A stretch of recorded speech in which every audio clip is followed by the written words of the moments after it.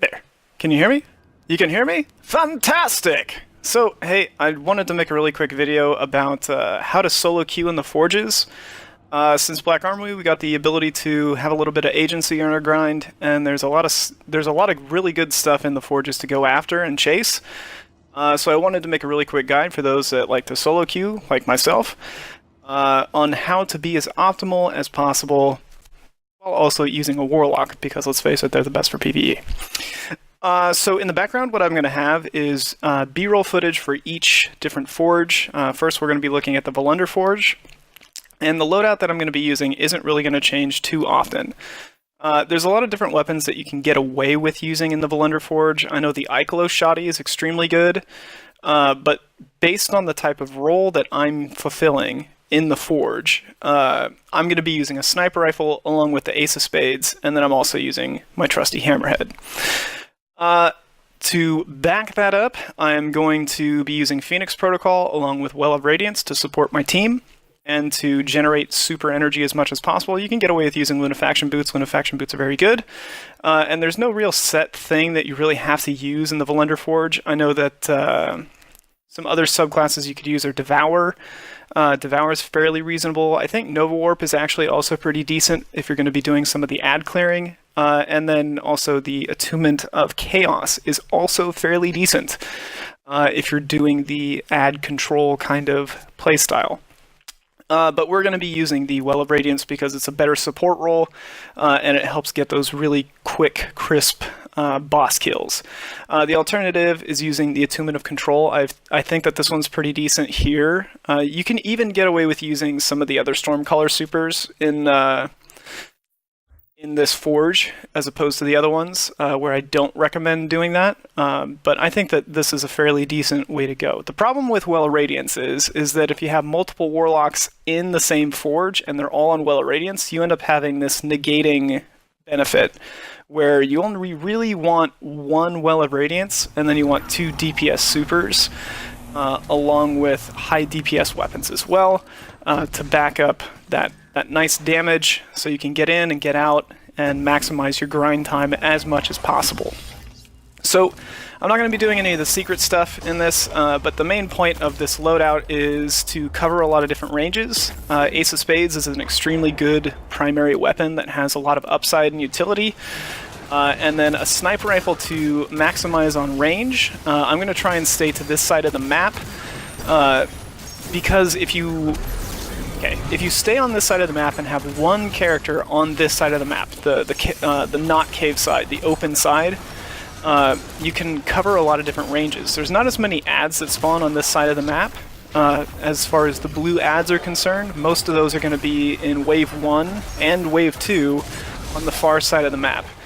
But the advantage of having one person over here on the open side is that they can do exactly that. Snipe out the range and cover the people that are in the cave with a distance weapon, as well as having nice primary power in the kinetic slot, and then also heavy backup if they need it and get overwhelmed, and so on and so forth. And it's also good to be a Warlock on the open side because you have access to things like Well and Healing Grenade. If you have the Ikelos Shoddy, when that boss spawns in is probably the perfect time to just pull out the Ikelos Shoddy and dump shots into that dude. But for the most part, since I'm not using a shotgun, and as a player, I do prefer to snipe, just using the heavy there is fine. Although, in this particular forge, this forge and the Gefanen Forge, you really want to be very stringent with the amount of heavy ammo that you use if you're trying to go through the forge as efficiently as possible. And machine guns are very good. So I think that if you're using a heavy weapon like a machine gun, definitely get some machine gun reserves in your armor pieces. I'll talk about that a little bit later. But you want to save your heavy ammo as much as possible through the first and second runs, or first and second waves of each forge within the Volunder and the Gefanen forges. Just because the bosses have a lot more health, they require more DPS, and if you're trying to be as efficient as possible, there are other weapons that can take out some of the chunkier blue enemies or the chunkier blueberries than just using your heavy. And it seems fairly wasteful to use your heavy on those enemies when you have access to power like shotguns and sniper rifles and fusion rifles. So early on in round 2, it's okay to pop your Well of Radiance because with this exotic, you have the potential to get it back. In my armor, I'm also using a couple of super mods, and then I also have a super generating trait in my helmet called Remote Connection that generates additional super energy on sniper rifle kills, which is fairly advantageous. So the whole idea is just get a couple of pot shots here and there, cross the map, assist my allies in the cave where I can, and just maintain keeping my side of the map clear so that they have access to the forge as much as possible, and then can dip back into the cave and kill enemies effectively. Now, I like using Ace of Spades a lot because it's probably one of the most reliable hand cannons in the game. See, look, there's some heavy ammo. I was rewarded for using my heavy earlier, and I'm going to pick up some here in just a second too. But one of the main things about using Ace of Spades is that it has pretty much every upside that you could ever want in a hand cannon. It staggers targets with the high caliber rounds. It has the Memento Mori perk, which increases its damage output, which makes it more viable against some of the tankier big blue bars. And then it also has essentially outlaw and crowd control effect in the Firefly perk. So it's the best primary that you can really have, and with heavy machine guns being reintroduced into the sandbox, if you get a good roll in a heavy machine gun like I have, and I'll be detailing later, if you have a very solid roll on your machine gun, you can get away with having an exotic in a different slot as opposed to the heavy slot. Normally, some of the most high damage dealing exotic heavies like Anarchy or Whisper of the Worm or Sleeper Simulant or Thunderlord, those are going to be the top picks for most people. But I think, honestly, across the board, Ace of Spades is just more reliable. And then you can couple Ace of Spades with either a shotgun or a sniper rifle and cover a lot of the DPS deficits that you might have by investing into having a kinetic exotic. But if you are going to invest in the kinetic exotic, Ace of Spades is by far and away the best one that you could do. Malfeasance is fairly decent in PvE, but I still think that Ace of Spades is better. Moving on, I think that this Valender Forge is fairly easy to run through. Ace of Spades, very good. When the boss drops in, try not to be in the landing zone, because he will kill you, but plop down a grenade on top of him. If you're using Stormcaller, I highly recommend using the Storm Grenade, because it has a huge AoE and does a ton of damage, and will destroy all of those little shield bots in one fell swoop. And it's an amazing grenade, and it does high DPS and is very effective across the board. Now you might see me taking my gun off the target to pick off a couple of ads. That's because I have Rampage on this machine gun, so I'm just bolstering my damage output with my machine gun by looking for an ad. But as you can see, Blade Barrage is OP and clutches the game out. So thank you, Hunters, for making that run very efficient. And I would have to admit that in this whole filming process that I did for this guide, my teammates were very solid. So definitely want to make sure that if you are going into the forges, you're bringing your A game. It's not because you have to be a tryhard to get the forges done. No, you don't. The forges are fairly casual experiences, but if you're doing the forges repetitively and consistently for a long period of time, it can become very monotonous.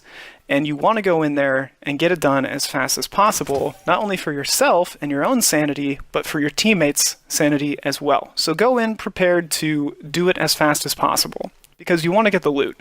The loot from the forges is very good. There's a lot of upside to completing the forges in general. You get a lot of resources, you get a lot of materials, you get a lot of good weapons that can drop at base, and you want to go in and make sure that you're maximizing your time spent in the forge by going in prepared for it as best as possible. So, now we're going to be switching over to the Gefanen Forge. Gefanen Forge is a little different than any of the other forges. One, the boss is elevated, and that impacts your ability to have an effective super for super choice against the boss. So any melee-based super is not going to be advantageous here. One of my teammates in this was using the Code of Commander, which I have had multiple teammates use the Code of Commander, and I've had mixed results. I think Code of Commander is kind of decent for Titans. In some cases, in others, it's not. But the teammate that I had in this forge, the Titan teammate that I had in this forge, was top-notch. He was on top of his role, his support, and he made this very simple and very easy, and props to you, my dude. Thank you very much. But you want to do the Gefanen Forge for this weapon right here, and or the Tatara Gaze. Tatara Gaze is one of the high-impact snipers that can roll kill clip, and Kindled Orchid is one of the adaptive frame hand cannons that can compete fairly reasonably with the Ace of Spades. It can kind of compete with Luna's Howl and Not Forgotten for the most part, but I think Luna's Howl and Not Forgotten still outclass Kindled Orchid, and Ace of Spades is the best contender for Not Forgotten and Luna's Howl for the most part. But if you're looking for a good hand cannon that has the potential for some of the highest DPS output in the energy slot, you definitely want to go for the Kindled Orchid with the Surrounded and Rampage spec on it. So yeah, you definitely want to be good at doing this forge, because when it rolls around and it's time to start cashing in those orchid rolls, you're going to want to have a really finite, well-defined system for doing this. And this loadout is particularly exceptional at doing that. So let's talk about why this loadout is very good for doing this forge. Well, when you complete the weapon frames to farm for the Kindled Orchid, you require 30 precision headshot kills with a hand cannon, and then you also need to pick up the Radiant Seeds afterwards. Ace of Spades is one of the best headshot getting hand cannons in the game because it has very good range, very good stability, and it also has Firefly, which indicates the fact that you have gotten a headshot. On top of that, you also have Momentum Mori, which boosts your damage and further increases the amount of headshots that you can get. Now, the advantage of using something like Ace of Spades in this particular forge is that you don't have to leave the forge except to go back and get another hand cannon frame to start farming. I think last week I finished about 140 something forge runs, which means I got about when I didn't farm for Tatara Gaze, I got a lot of hand cannons. I think I filled up an entire page in my vault worth of Kindled Orchids, and then a few more on top of that. So I was very busy working this forge last week. Anyways, I think that using Ace of Spades here is very good. There's other weapons that are also very good too. You can notice the sound in the background of somebody using a Wrist Runner. A Wrist Runner is very beneficial, but if you are trying to farm out hand cannons, the hand cannon frames, you definitely want to be using something like Ace of Spades, because it's just very efficient at its job, and it minimizes your amount of time on your weapon farm. If you're not interested in doing that, and you're just trying to farm out the Le Monarque, or if you're trying to farm out the Tatara Gaze, and you have a sniper rifle in your primary, you can use a high-impact primary sniper, something like the Show of Force, which is one of the new Black Armory sniper rifles that has the potential to roll for Rampage and Snapshot sights. It's very good. Or you can use something like Bite of the Fox, which also has a similar role. You can use something like the Dread Adventure, or you could even double down and use something like an adaptive frame sniper, which might carry more ammunition and up your DPS and roll for different roles. But if you're using Wrist Runner, those are the perfect weapons to pair for it, because they're kinetic snipers, and Wrist Runner is an energy submachine gun, which increases your lethality throughout the entire engagement of this forge. Then you can couple that with a very high DPS machine gun, like I have, my Hammerhead, and then you will succeed in life and or killing the boss very efficiently, and you will benefit your teammates as well, because you will be keeping clear all of the ads that would be very frustrating, which are those electrocuting shanks. So, if you're looking at the Gefanen Forge for your farming potential, Wrist Runner is a very good option, Ace of Spades is a very good option, but if you're not focused on doing either of those things, and you are focused on farming just the Gefanen Forge and maximizing your DPS, you can use something like Whisper of the Worm, or Sleeper Simulant, or 1,000 Voices if you feel so inclined. However, since the boss teleports around quite a bit, and every once in a while, he can enter into a infinite and endless loop of invincibility with the servitors that are on the ground, I highly recommend that you try just using a machine gun. Machine guns are very reliable, they're very efficient, they do very good DPS, they're good for ad clearing, good for ad control, they carry a lot of ammunition, and they can put down a lot of the pesky threats. And the reason why I say use a heavy machine gun over something like Whisper of the Worm is because you also have access to using a sniper rifle in an alternative slot, which can deal with those servitors just as effectively as something like Whisper of the Worm without taking your damage off target and consuming your power ammo. So I think that that's probably the better way to run this, again, is with a machine gun, but if you are using Whisper the Worm has the highest damage output in this forge, bar none, and touches the best ranges in this forge, bar none, and can be the most reactive heavy weapon, with Darcy also being fairly close up with the Whisper of the Worm in terms of DPS and flexibility for touching the full range, because the boss does teleport. So I think, in general, you probably just want to cater your loadout to whatever it is that you're doing.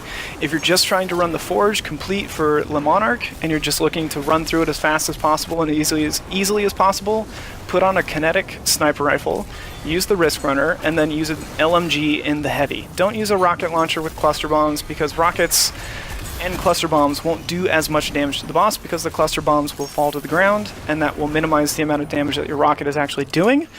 You could probably use something like the Prospector if you didn't want to use a rocket or the Risk Runner, because of detonations and DOT.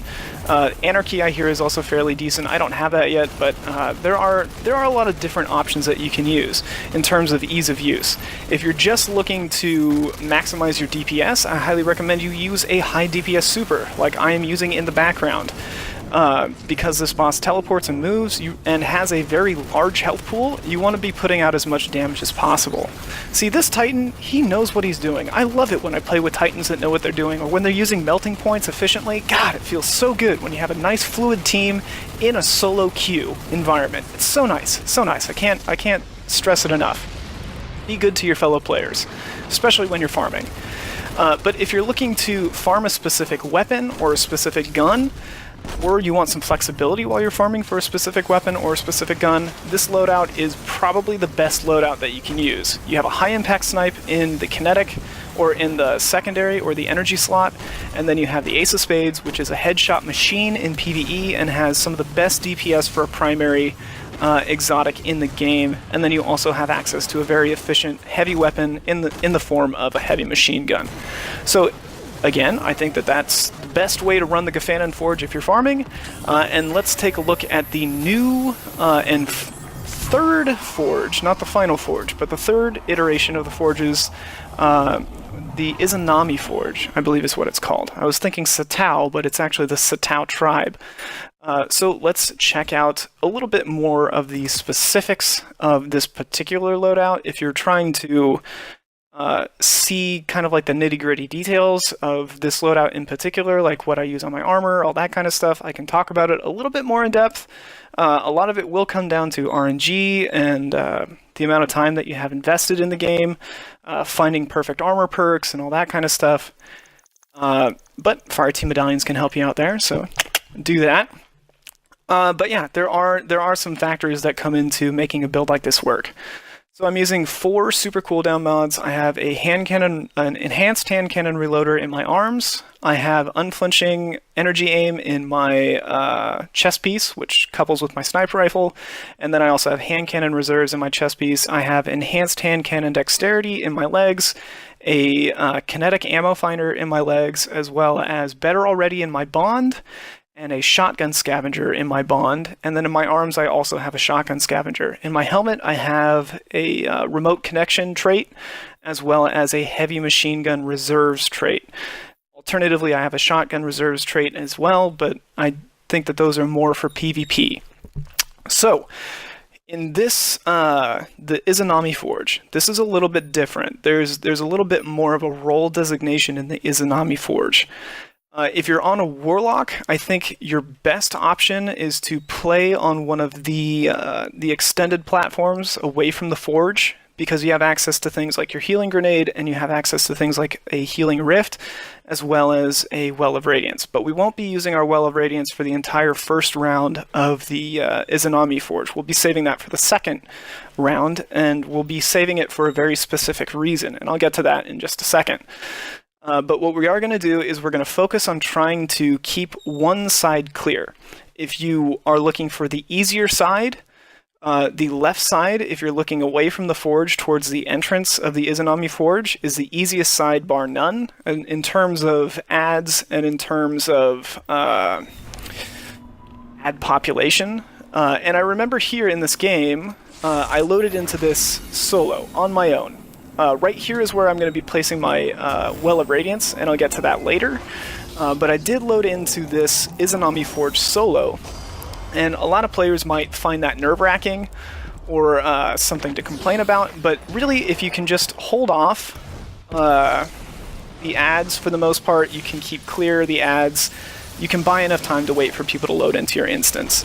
So that's why I like using a sniper rifle, because I can touch all of the platforms and keep the blues in control for the most part, and add time to my counter if I run into that kind of situation. Shotgun wouldn't be as beneficial because I'd have to jump down to get some of those kills, or use my heavy ammo, which will run out and is finite, or rely on a kinetic weapon. Now in this Izanami Forge, what I like to do is use my heavy ammo to dispose of the Minotaurs as fast as possible, because my sniper rifle doesn't break their shields, and Ace of Spades is not as an effective weapon at dealing with Minotaurs as a heavy weapon is. And since the boss at the end of this encounter has some very small amounts of health, you can get away with using your heavy throughout this encounter, as long as you're picking your targets pretty wisely. Even if you don't have heavy at the final round of the boss, you should have sufficient time if you're using something like a sniper rifle and a powerful kinetic or primary weapon to put down the boss, as well as backing on your team a little bit for their heavy weapon and their ammo consumption as well. So if you're using your heavy ammo frugally, then you should be fairly decent as far as that's concerned. Anyways, this particular platform is the easiest platform to take over. So if you're a hunter and you're a little squishier and you have a harder time recovering your health, so on and so forth, this is probably the platform for you. If you're a warlock, you probably want to take the other platform. But I took this platform because I was the first one in here, and I decided to because I can. Anyways, so you want to keep the ads as clear as possible. Don't waste your super, don't waste your abilities where you don't need them, as in like your grenade to kill enemies. You want to save your grenade so that you can use it as a healing, like last resort. And then you can also use your rift to stay alive as well when you're on one of the platforms. So I do recommend during the first wave, since that's where most of the ads are spawning is on the platforms, not in the middle platform, send your warlocks out into the world onto the platforms so they can take advantage of their subclass to the most of their ability. Now after we're done killing all the ads here, what I'm going to do is I'm going to utilize my exotic as well as my super as much as possible and play the support role as best I can. So what I'm going to be doing is I'm going to be using my super in a central location at the top of the map near the forge, and I will be keeping the ads clear for my teammate. You'll see that in just a second. But this is how this works. So if you're on Phoenix Protocol, you get kills when you get kills while you're in your well, and when you assist people while you're in your well, you get more super energy back. So you can chain your super. That provides orbs for your teammates, and the added benefit of increased damage as well as increased healing and health regeneration for your teammates is nothing but a good thing. So I'm going to be getting as many kills as possible here in the middle, and that means that I'm going to be keeping the ads down in the center. On top of that, since I have the Well of Radiance down and I'm chaining my Well of Radiance for supers, that means that my allies have a safe spot to run to when they have the ball, or if they are getting low on health while they're running the ball around. So by playing in the center and having a centrally located Well of Radiance that touches every single ad location spawn on this platform, I'm providing the most amount of utility for my team. If I run into a situation where I don't have access to as many kills as I need to generate my super back, then I can go back into ball running designation and I can throw the ball at the forge. But for the most part, if you stay up on the kills, you keep all the ads clear, you support your team as best you can get your super up pretty often. The other added upside to that is that you're generating some super orbs for your teammates, and they can use that for ad clearance as well. Now, I like using a sniper on this map, again, for a multitude of reasons. One, because there's multiple platforms and multiple ranges that you need to touch on this particular forge. In the Izanami Forge, the boss is fairly far ranged and does have some mechanics that require a little bit of accuracy that can benefit or can be benefited from a sniper rifle. And I also like being able to one-shot those turreted, whatever they're called, not the Hydras, but the big turrets. So you can put those down with one perfect shot, and that's really good for ad clearance because those can do a lot of damage, and they can pretty much mess up your rhythm if that's something that you're getting into. The other added upside of having a sniper rifle, again, is that you can touch multiple ranges, and there are super generating perks that can couple with that as well. Like I mentioned, I have remote connection, which adds some super energy from getting sniper rifle kills. Snipers are just a very fun weapon to use, and I like the way that they feel, and I think that they pair very, very well with a hand cannon. Ace is a very good hand cannon here because you get boosted reload speed, you get a lot of headshots, you get increased damage. It's just never bad. Hammerhead is good because it's a void weapon and will shred the Minotaur shields, and it also does fairly decent damage to the boss. Now, my team here was also very exceptional. They had Sleeper Simulant in the Well of Radiance that I popped right here. We also had a rally banner or rally barricade here that pops up in just a second. I think, no, that was a different run. Yeah, but we melted the boss basically in 2 shots. And that's because of the Well of Radiance and Sleeper Simulant being probably the best DPS weapon as far as putting that boss down as fast as possible. So, that's my guide for the Forges. If you enjoyed it, a like is always appreciated. You don't have to subscribe to my channel, because I rarely upload to my channel, but I wanted to make this just so I can help all the other people that are doing their grind, getting that bread, getting that cheese, getting that cheddar, looking for the Monarch like I am, and try and maximize the efficiency and improve the quality of the forging experience as best I can. So, thanks again for watching. I hope you liked the video, and I hope you liked the feedback, and I hope you liked the advice. Have a good day, and I will catch you next time.